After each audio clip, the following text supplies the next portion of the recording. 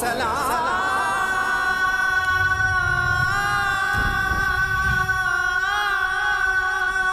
یا حسین اعوذ باللہ من الشیطان اللعین الرجیم بسم اللہ الرحمن الرحیم الحمد للہ الذی جعل لیلۃ القدر خیرا من الف شہر والشکر للہ الذی جعلنا من اہل لیلۃ القدر والصلاة والسلام علی معدن فیوزات لیلۃ القدر محمد المبعوث صلوات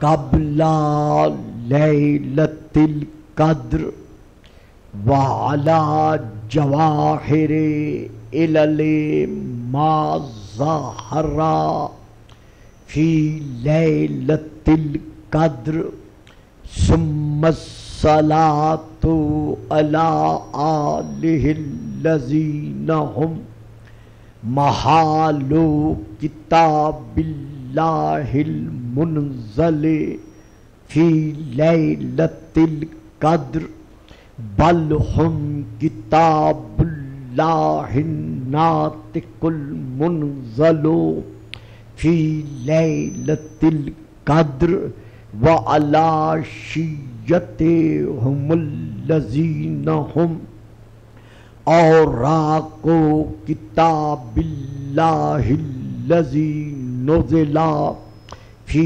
لیلۃ القدر لاقتباسہم المعارف من مشکات لیلۃ القدر اما بعد فقد قال اللہ تبارک وتعالی الذی خالق لیلۃ القدر فی کتاب القدر انما یرید اللہ لیذہب عنکم الرجس اہل البیت ویطہرکم تطہیرا صلوات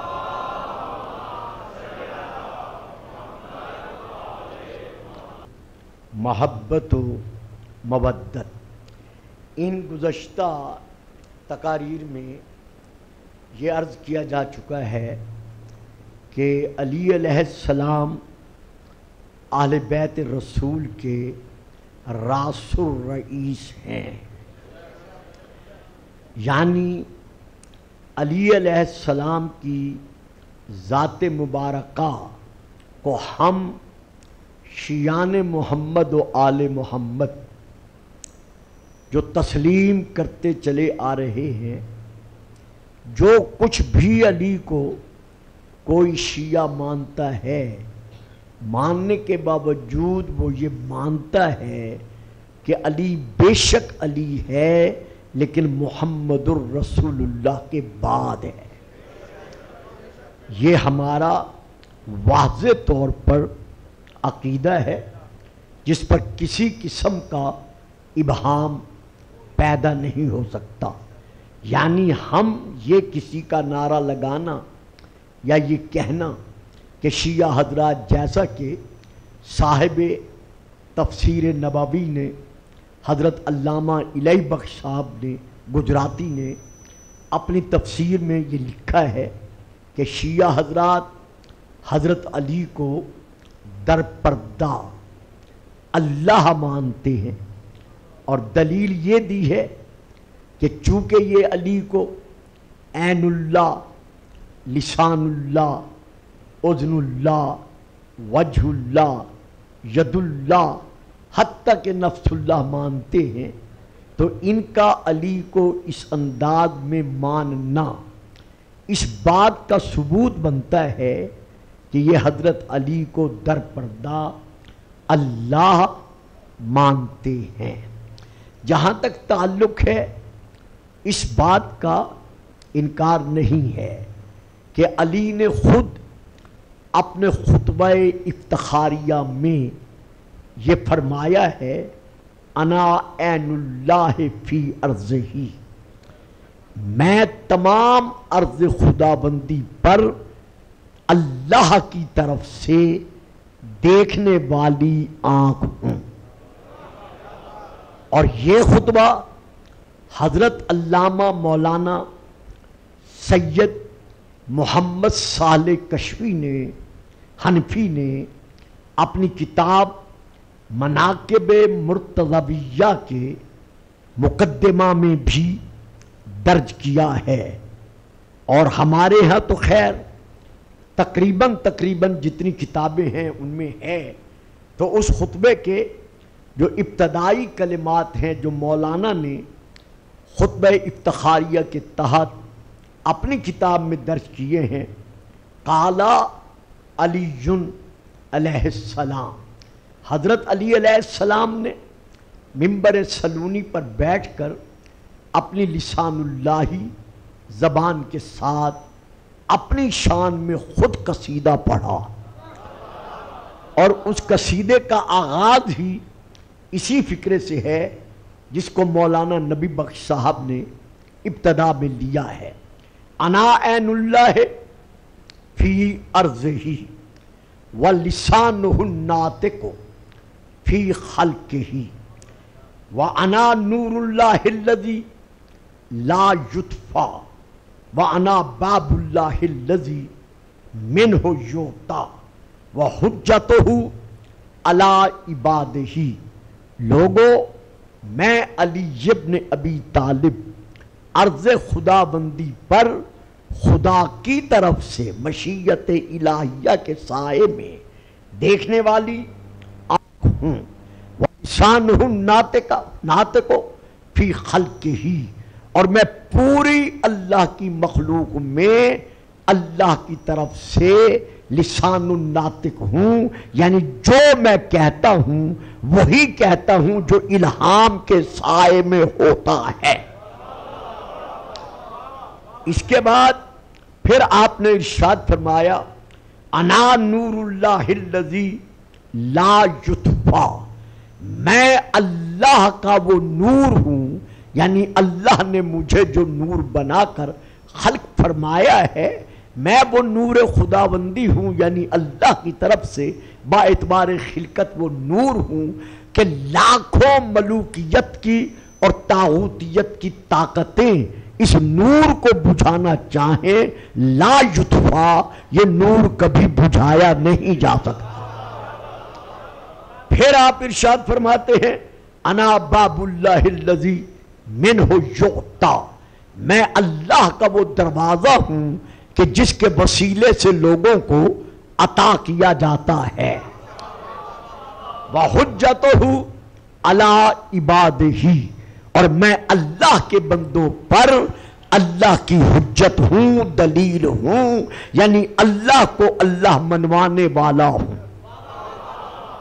اب یہاں پر ہم نے سب سے پہلے دیکھنا ہے لفظ عین کو، جس کو مولانا نے سب سے پہلے لیا ہے کہ لفظ عین کا عربی زبان میں معنی کیا ہے اور کتنے معانی ہیں، اور علی کن کن معانی میں عین اللہ ہیں۔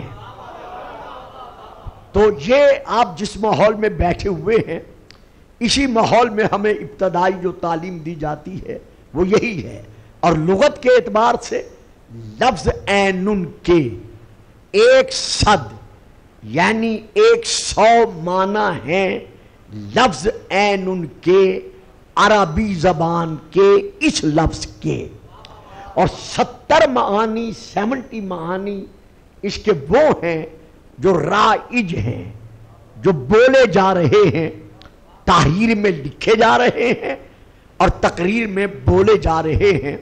وہ اس کے 70 معانی ہیں لفظ عین کے جو مستعمل روزمرہ ہیں، جو روزمرہ بولے جا رہے ہیں۔ ان میں سے نمبر 1 آنکھ کا معنی ہے یعنی گوشہ چشم، دیکھنے کا آلہ، یعنی اس دیکھنے کے آلے کو کہا جاتا ہے عین۔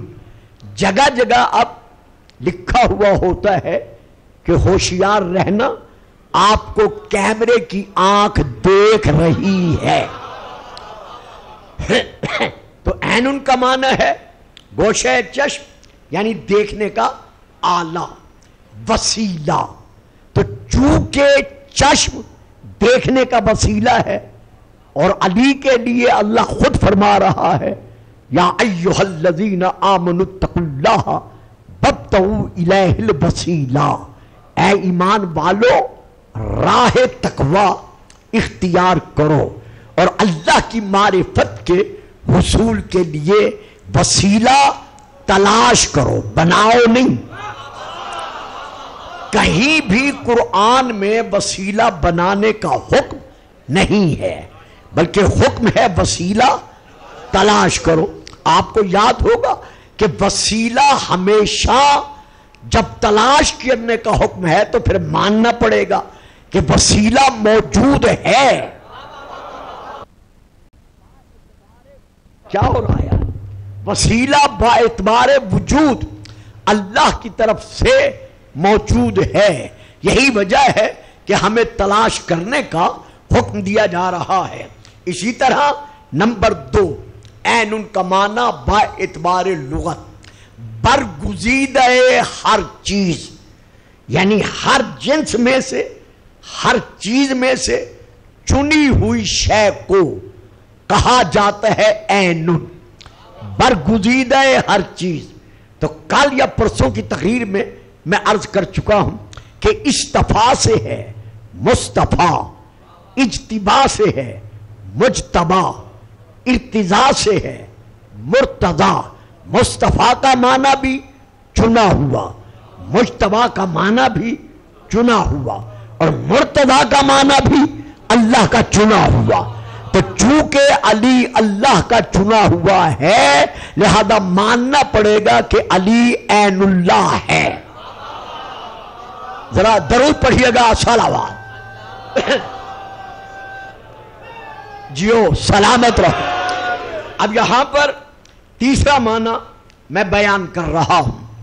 لفظ عین کا تیسرا معنی ہے سید و سردار، یعنی سید القوم کو، سردار القوم کو عربی میں عین کہا جاتا ہے۔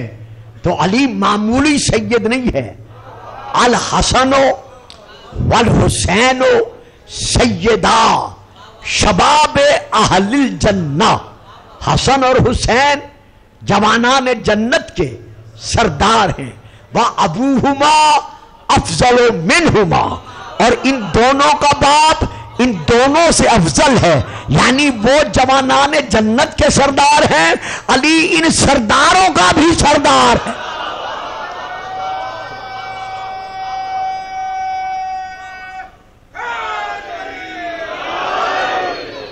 تو اسی عین کا ایک معنی ہے شمسن، سورج، اور دوسرا اس کا معنی ہے شعاع الشمس، یعنی سورج کی کرنیں۔ شمس کو بھی عربی میں عین کہتے ہیں، اور شعاع الشمس کو بھی عربی میں عین کہتے ہیں۔ اب حضرت علی کا فرمان ہے یفصلو نورنا من نور ربنا کشعاع الشمس من الشمس، ہمارا نور ہمارے رب کے نور سے اس طرح جدا ہوتا ہے جیسے سورج کی کرنیں، سورج کی شعاعیں سورج سے جدا ہوتی ہیں. تو نتیجہ کیا نکلا؟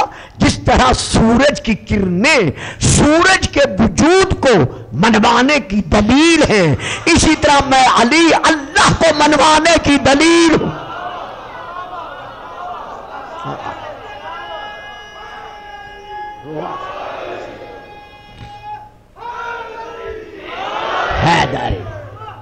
تو یہاں پر لفظ اینن کا ایک معنی ہے حقن، حق کو بھی کہا جاتا ہے عربی زبان میں اینن. تو یہ حدیث تو آپ سب کو یاد ہے، جو بھی حق والے بیٹھے ہیں سب کو یاد ہے کہ رسول پاک نے علی کے حق میں ارشاد فرمایا ہے کہ علی مال حق والحق کو مع علی، کہ حق کا دوسرا نام علی ہے اور علی کا دوسرا نام حق ہے. تو ان معنی میں بھی علی اینن ہے. اب جو معنی میری تقریر کے متعلق جو چل رہا ہے اب میں وہ دے رہا ہوں. کتبہائے لغت میں، لغت عربیہ میں لفظ اینن کا ایک معنی ہے اہل البیت. واسا واسا 6 دن گزر گئے مجھے پڑھتے پڑھتے، یہ سارے سامنے والے چپ کر گئے ہیں. لفظ اینن کا ایک معنی ہے اہل البیت. انما یرید اللہ لیذہب عنکم الرجس اہل البیت یطہرکم تطہیرا. ان اہل بیت کا سردار کر بھی علی تھا. بڑی بات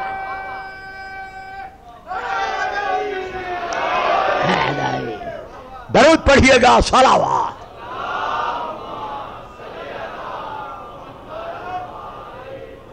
اگر یہ کہا جائے قبلہ علامہ صاحب نے جیسے کہا ہے، لکھا ہے، اور باقی بھی ان کے ہم نوا کلپس کے ذریعے سے سارا سال یہ فرماتے رہتے ہیں، لکھتے رہتے ہیں، بھیجتے رہتے ہیں کہ علی کو عین اللہ ماننے والا، لسان اللہ ماننے والا، جب عین اللہ مان رہا ہے، لسان اللہ مان رہا ہے تو وہ کافر نہیں ہے تو اور کیا ہے؟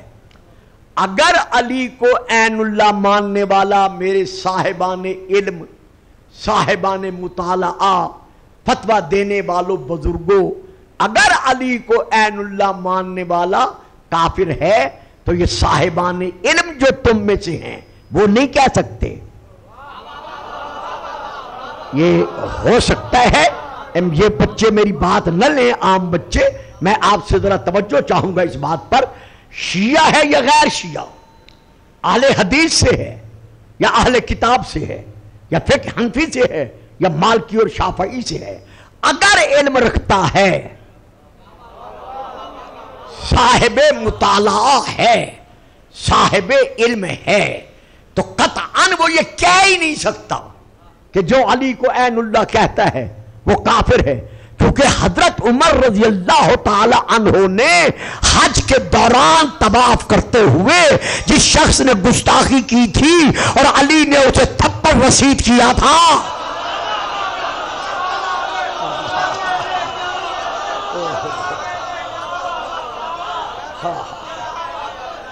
کچھ لوگ گم سم ہو جاتے ہیں جب کوئی ایسی بات آتی ہے جس کی تشریح میں نہیں کرتا، تو جو سمجھ جاتے ہیں کم از کم وہ تو ساتھ دیا کرے نا. باقی بچے تو یا نہیں سمجھتے، جو جن کے ذہن میں تاریخ نہیں ہے وہ چپ کر سکتے ہیں، ان کا حق ہے. یہ دیکھیے، یہ میں کتاب کا نام لے رہا ہوں. کتاب کا نام ہے لغات الحدیث. اس کے مؤلف ہیں حضرت علامہ وحید الزمان خان صاحب دہلوی، جو اہل حدیث کے بہت بڑے بانیوں میں سے ایک بانی ہیں یا بہت بڑے علامہ ہیں. ان کی کتاب جس کا نام لغات الحدیث میں لے چکا ہوں، اس کے صفحہ نمبر 243 پر 243 پر یہ موجود ہے، اور یہ کراچی آرام باغ کی چھپی ہوئی ہے.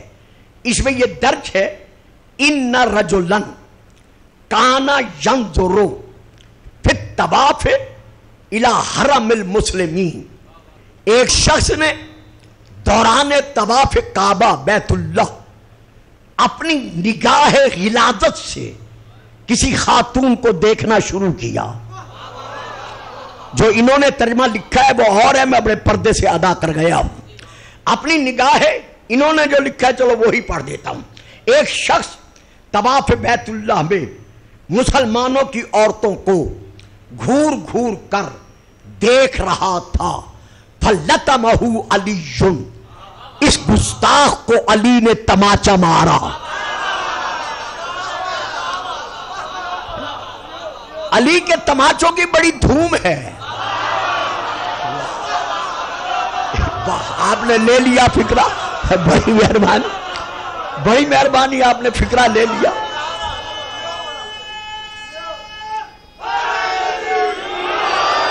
علی کے تماچوں کی بڑی دھوم ہے. آج نہیں پڑھتا، کبھی پڑھوں گا کہ جب ابو جہل آگے بڑھا تھا وہ اپنا سرما اور سلائی لے کر اور علی رسول کے ہاتھوں پہ تھا، کہا یبنا عبداللہ اجازت دے میں اسے بھی سرما ڈال دوں اس کی آنکھوں میں. کہا ڈالنے دیتا ہے تو ڈال دے. اب میں تفصیل میں نہیں جاؤں گا، یہ آگے بڑا ہے کچھ کتب میں کہ علی نے وہی سے تماچا رسید کیا، منہ پھر گیا، تو تماچے کا ذکر آج تک ہے. بڑی دھوم ہے. تو آپ نے اسے تھپڑ رسید کیا. جب آپ تھپڑ مار چکے وہ شخص جلدی سے، چکے حضرت عمر بھی اس وقت وہیں موجود تھے، وہ جلدی سے حضرت عمر کے پاس پہنچا. فاستعد علیہ عمر، تو اس نے حضرت عمر سے حضرت علی کا گلہ کیا، شکوہ کیا اور کہا مجھے انصاف دلوائیے کہ علی نے خام خواہ مجھے تماچا رسید کیا ہے. تو جیسے ہی اس نے فریاد کی تو حضرت عمر نے تمام لوگوں کے سامنے کہا، کالا، اس شخص سے کہا، ضربک بحق، علی نے جو تجھے تماچا مارا ہے یہی حق ہے. توجہ، بڑی مہربانی صاحب، بڑی مہربانی. علی نے جو تجھے تماچا مارا ہے یہی حق ہے.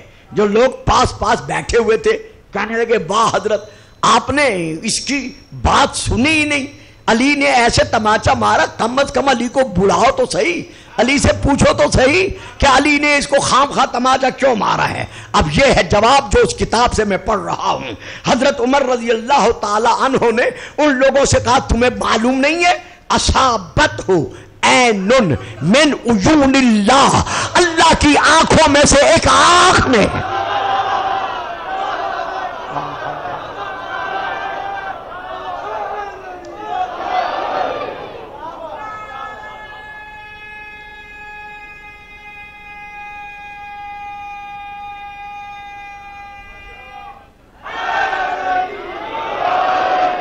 اللہ کی آنکھوں میں سے ایک آنکھ نے اسے یہ حرکت کرتے ہوئے دیکھا ہے. تو حضرت عمر نے رضی اللہ تعالی عنہ نے اپنی زبان سے، وہ بھی مکہ میں نہیں، بیت اللہ کے حرم میں بیٹھ کر کہا کہ علی عین اللہ ہے. بابا اگر علی کو عین اللہ کہنے والے پر کوئی فتویٰ لگاؤ گے تو پھر خود کس قطار میں نظر آؤ گے؟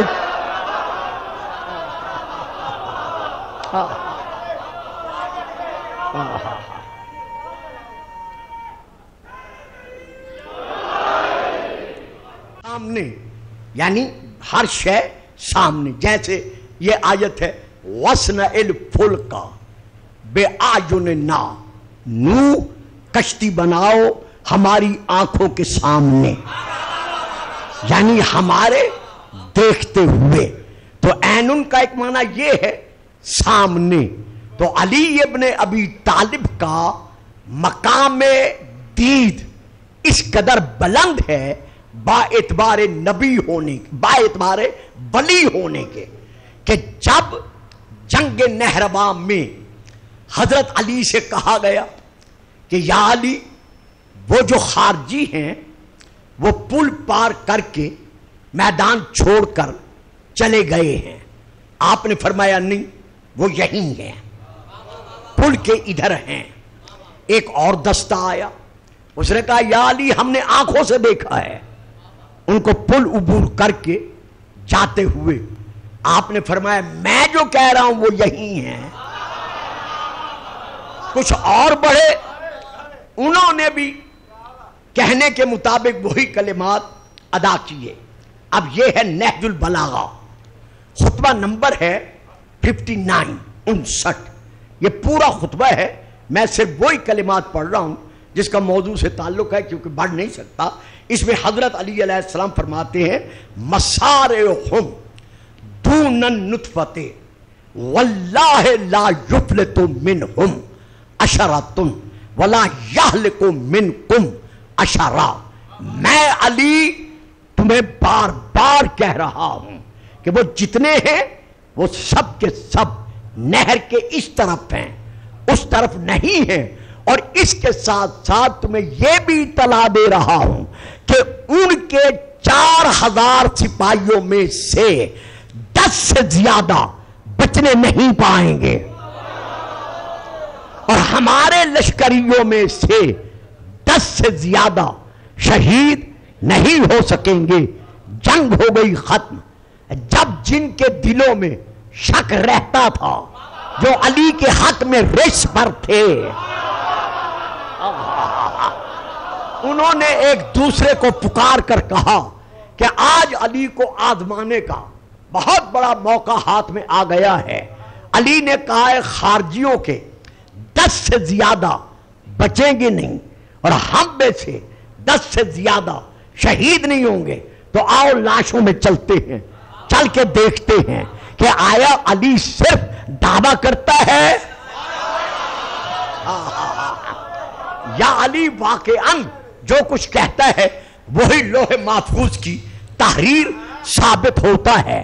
اب جا کر جب انہوں نے شمار کیا تو واقعاً ان کے 3000 یعنی 4000 تھے نا، تو فرمایا کہ 10 سے زیادہ ان کے بچنے نہیں پائیں گے. تو اب انہوں نے جا کے شمار کیا تو ان میں سے جو بھی ملے وہی ملے جن کے متعلق علی فرما چکے تھے کہ ان سے زیادہ یہ بچنے نہیں پائیں گے. جب اپنوں کو شمار کیا تو ان میں 10 سے زیادہ شہید نہیں ہوئے تھے. تو اب دیکھنے والوں میں ایک نام ہے طارق بن شہاب کا.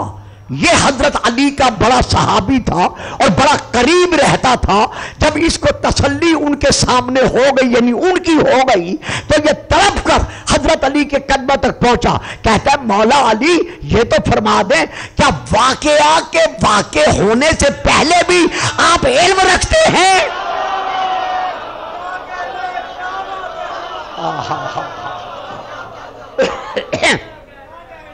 کیا واقعہ کے واقع ہونے سے پہلے بھی آپ علم رکھتے ہیں؟ 50 ہجری 27 سفر کا دن گزار کر 28 سفر کی رات میں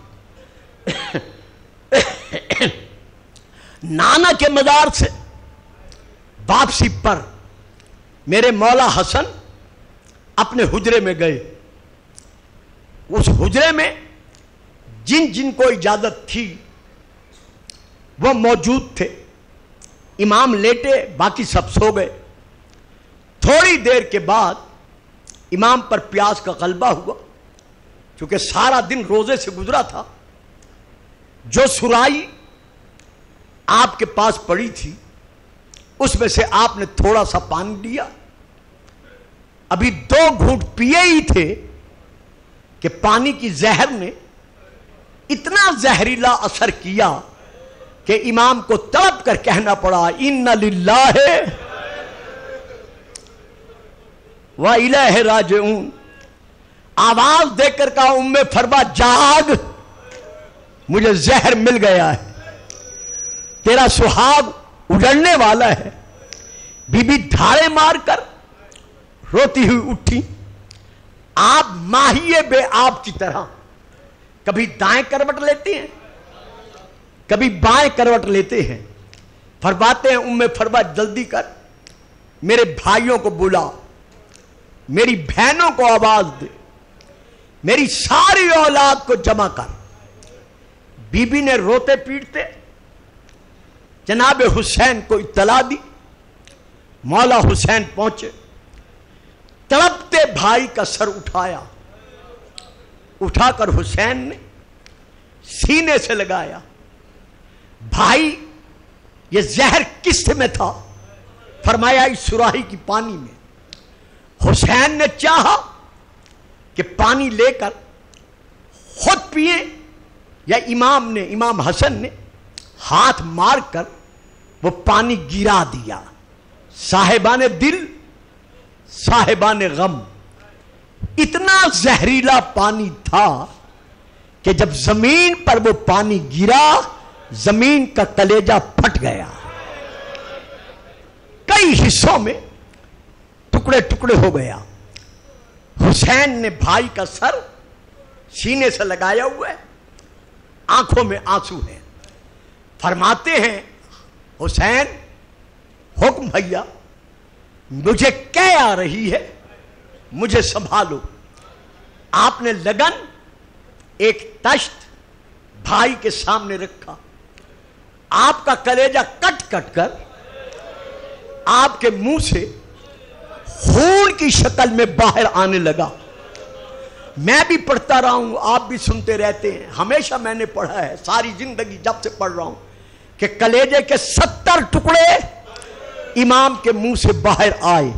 لیکن میں حوالہ دے رہا ہوں، کتاب کا نام ہے بحور الغمہ، جلد نمبر 3، اس میں یہ درج ہے 70 ٹکڑے نہیں بلکہ بطول کے بیٹے کا کلیجہ 170 ٹکڑوں میں تقسیم ہو گیا۔ جب کلیجہ کٹ کر منہ سے باہر آیا، ادھر جناب سیدہ زینب جب اطلاع ملی، آپ کو پتہ ہے جب بہن کو پتہ چل جائے کہ میرا بھائی مرنے والا ہے، وہ چادر نہیں سنبھلتی، نالین نہیں سنبھالتی، بلکہ اگر کچھ تھوڑی دور رہنے والی ہو تو میں کے گھر کی طرف رخ کر کے کہتی ہے بھائی جلدی نہ کرنا، میرا انتظار کرنا، میں پہنچنے والی ہوں۔ سیدہ گھر سے چلی، جیسے جناب حسن کے حجرے میں داخل ہونے لگی، بی بی نے ادھر پردہ اٹھایا، ابھی اٹھایا ہی تھا کہ حسن تڑپ کر کہتے ہیں حسین حسین، جی بھیا جلدی کر، اس لگن پر، اس تشت پر کپڑا ڈال دے، جس میں میرے کلیجے کے ٹکڑے ہیں ان پر کپڑا ڈال دے۔ کیوں بھائی خیر تو ہے؟ کہا وہ دیکھ میری بہن زینب روتی ہوئی آ رہی ہے، بہن کبھی یہ برداشت نہیں کر سکتی، ایسا نہ ہو میرے کلیجے کے ٹکڑے دیکھ کر زینب مرنے سے پہلے مر جائے۔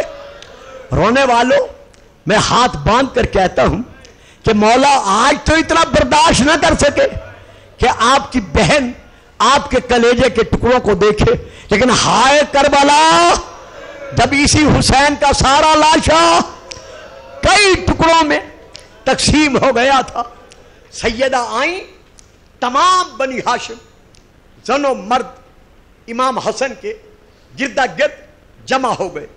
ماتم کی ایک صدا بلند تھی چاروں طرف سے۔ امام حسن کی 11 بہنیں، 10 بھائی، 7 بیٹے، 4 بیٹیاں، اور جناب جعفر طیار کے بیٹے حضرت عبداللہ بن جعفر طیار، اور اسی طرح مسلم بن عقیل، اور اسی طرح باقی ہاشمی زن و مرد، سب کے سب جناب حسن کے حجرے میں منہ سر پیٹ کر رسول کو، بطول کو، علی کو حسن کا پرسہ دے رہے تھے۔ حسن نے دائیں دیکھا، بائیں دیکھا، سامنے دیکھا، پیچھے دیکھا، ہر طرف اپنے ہی اپنے تھے جو حسن کے غم میں رو رہے تھے۔ میں کہتا ہوں مولا تمہاری کتنی اچھی قسمت تھی، جب آپ کو زہر ملا اور آپ تڑپے، چاروں طرف آپ کے اپنے عزیز تھے، گو کلیجہ کٹ رہا تھا، لیکن آپ کو کس طرح روحانی طور پر سکون ملا ہوگا، آپ کو کتنا سکون حاصل ہوا ہوگا۔ لیکن ہائے کربلا، جب حسین کا آخری وقت قریب آیا، اب جو حسین نے نگاہ کھول کر دیکھا، نہ اکبر ہے، نہ قاسم ہے، نہ عباس ہے، نہ اون و محمد ہیں، چاروں طرف یزیدی آواز دے کر کہہ رہے ہیں اقتل الحسین اقتل الحسین۔ امام حسن نے وصیتیں شروع کی۔ وصیتوں میں ساری اولاد کا ہاتھ، جو جوان بچے تھے شہزادے تھے، کسی نہ کسی چچا کے ہاتھ میں دیا، بیٹیوں کا ہاتھ ان کی پھپھیوں کے ہاتھ میں دیا، لیکن شہزادے قاسم جو اس وقت صرف 3 سال کے تھے، آواز دے کر کہا بہن زینب میرے قاسم کو بلاؤ۔ روتا ہوا قاسم قریب آیا، سر کے بالوں میں خاک ہے، آنکھوں میں آنسو ہیں، گریباں چاک ہے۔ فرمایا قاسم آ میرے سینے سے لپٹ جا۔ اولاد والوں زہر کی وجہ سے سینہ اتنا گرم تھا کہ قاسم لپٹ کر پیچھے ہٹ گیا۔ پھر فرمایا آ قاسم میرے سینے سے لپٹ جا۔ قاسم پھر روتے ہوئے بڑھے، پھر ہٹ گئے۔ جب تیسری مرتبہ بھی ہٹ گئے، رو کر کہتے ہیں قاسم میرے سینے سے لپٹ یا نہ لپٹ تیری مرضی، لیکن آج کے بعد بابے کا سینہ نہیں ملے گا۔ قاسم کی دھاڑیں نکل گئی۔ جب شہزادہ دھاڑیں مار کر رونے لگا تو امام نے حسین کی طرف دیکھا، دیکھ کر کہتے ہیں حسین باقی اولاد کو میں نے باقی بھائیوں کے اور اپنی بہنوں کے سپرد کیا ہے، لیکن میں اپنا یتیم قاسم تیرے سپرد کر رہا ہوں۔ اگر کربلا میں میرا یتیم کوئی سوال کرے تو اسے یتیم سمجھ کر اس کے سوال کو رد نہ کر دینا، ٹھکرا نہ دینا۔ عزاداروں، رونے والوں، سن 61 ہجری ماہ محرم یوم عاشور حسین چن چن کر قربانیاں پیش کر رہے ہیں۔ یا یہی شہزادہ جسے بیوہ ماں بی بی ام فروہ نے بڑی تمنا سے پالا تھا، دل میں حسرت تھی قاسم جوان ہوگا، اس کو سیرے باندھوں گی، اس کو دولہا بناؤں گی، اپنی حسرتیں پوری کروں گی، لیکن ہائے وہ وقت قیامت جب اسی شہزادے نے ماں کے قدموں پر ہاتھ رکھ کر کہا اماں اجازت ہے چچا سے اجازت لوں۔ کہا قاسم میں تو اسی انتظار میں ہوں۔ قاسم آگے بڑھے، حسین کے قدموں کا بوسہ لیا، چچا جان اب مجھے بھی اجازت دیجئے۔ امام فرماتے ہیں قاسم حضرت امام حسن کے کربلا کے میدان میں 7 بیٹے تھے، 7 میں سے 5 شہید ہوئے، حسن مسنہ زخمی ہوئے، زخمی ہو کر بچ گئے، اور ایک بیٹا آپ کا قیدی بنا تھا۔ تو جناب قاسم نے مولا کے قدموں پر ہاتھ رکھ کر کہا مولا اب مجھے بھی اجازت دو۔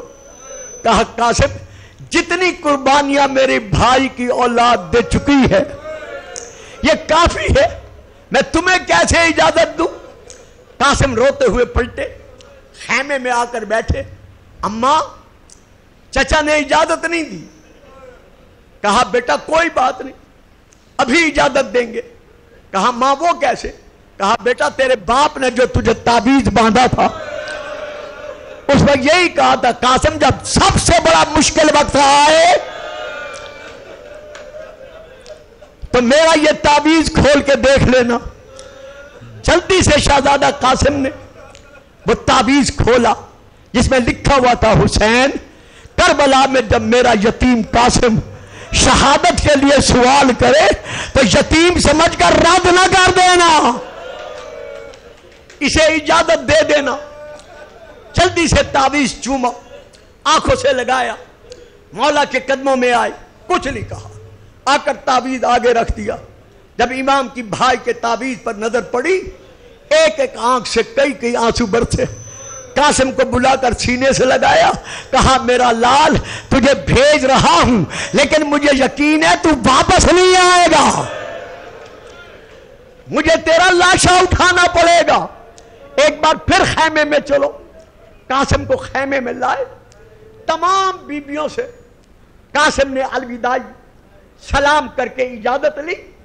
امام نے قاسم کا کرتا کفن کی صورت میں بنا کر قاسم کو پہنا دیا۔ اس شہزادے کو ہاتھوں سے اٹھا کر آپ نے خود زین پر بٹھایا۔ رونے والوں، عزاداروں، سیدوں، غیر سیدوں، اب ذرا تصور کرو، زین پر بٹھایا تو حسین نے تھا، لیکن میدان کربلا میں اس شہزادے کو زین سے اتارا کس نے؟ تابڑ توڑ 2 مرتبہ اس نے حملے کیے، بھوکے پیاسے 3 دن کے قاسم نے پہلے حملے میں 70 ناریوں کو جہنم پہنچایا، دوسرے حملے میں 200 کوفیوں اور شامیوں کو جہنم رسید کیا۔ ارزق فیل بدمست کی طرح اپنے بیٹوں کو بھیجا اس نے کہ جاؤ اس سے میدان خالی کراؤ۔ چاروں کے چاروں بیٹے قاسم کی تلوار سے جہنم پہنچے، اب بھی سے سنبھلا نہ گیا، یہ خود مقابلہ کے لیے آیا۔ حمید بن مسلم کہتا ہے میں نے کسی شہید کے لیے کبھی دعا نہیں مانگی تھی، لیکن جب ارزق اس شہزادے کی طرف بڑھا تو اس وقت میرے دل سے ایک آہ نکلی کہ یا اللہ ہو سکے تو اس یتیم کو فتح عطا کر دینا۔ یہ آگے بڑھا، رد و بدل کے بعد گرد و غبار زمین سے اٹھا، پتہ چلا یہ بھی قاسم کے ہاتھوں سے جہنم پہنچ چکا ہے۔ اب ابن سعد نے پکار کر کہا کہ شامیوں، کوفیوں، اس سے اکیلا اکیلا نہیں لڑنا، چاروں طرف سے اسے گھیرے میں لے لو، جتنے کوئی تیر مار سکتا ہے، جتنے نیزے مار سکتے ہو، چاروں طرف سے اس پر حملہ کرو۔ چاروں طرف سے جب حملہ ہوا، ایک ازدی ملعون نے آپ کے سر پر زور سے تلوار ماری، تلوار اتنی زور سے لگی کہ درمیان سے سر کھل گیا۔ یہ میں نے پڑھ دیا، آپ نے سن لیا، پتہ تو ان ماں کو چلا، پھپھیوں کو چلا، بہنوں کو چلا جو دروازے سے دیکھ رہی تھی۔ سر کا کھلنا تھا، سارا چہرہ خون میں ڈوبا۔ یا ایک اور شامی نے آپ کی پشت میں اتنے زور سے نیزہ مارا کہ نیزہ لگتے ہی وہ اندر سے گزر کر سینے سے ظاہر ہوا۔ اس ظالم نے نیزہ کھینچا، جناب قاسم کا پورا سینہ خون میں ڈوب گیا۔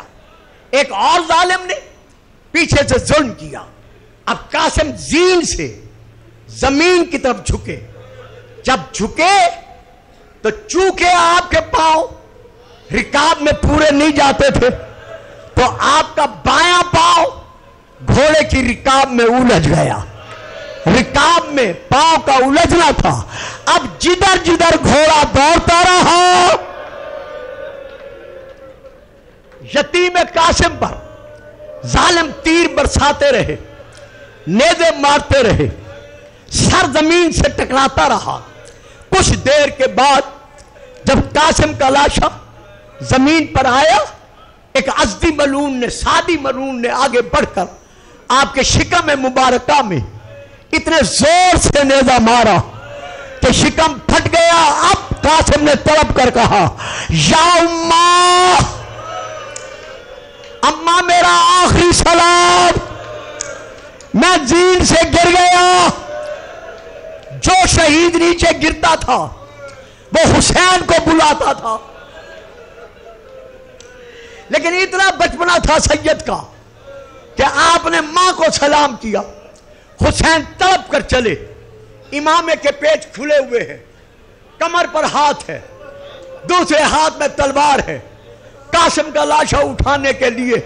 اب مجھے معاف کرنا، اب جو میں روایت پڑھ رہا ہوں یہ میں سن کر پڑھ رہا ہوں سکھا علماء سے، کہ جیسے حسین رن میں پہنچے، میدان میں پہنچے، امام نے دیکھا کہ کوئی سیاہ پوش، چادر پوش ہے جو کمر جھکا کر قاسم کی لاش کے ٹکڑوں کو جمع کر رہا ہے۔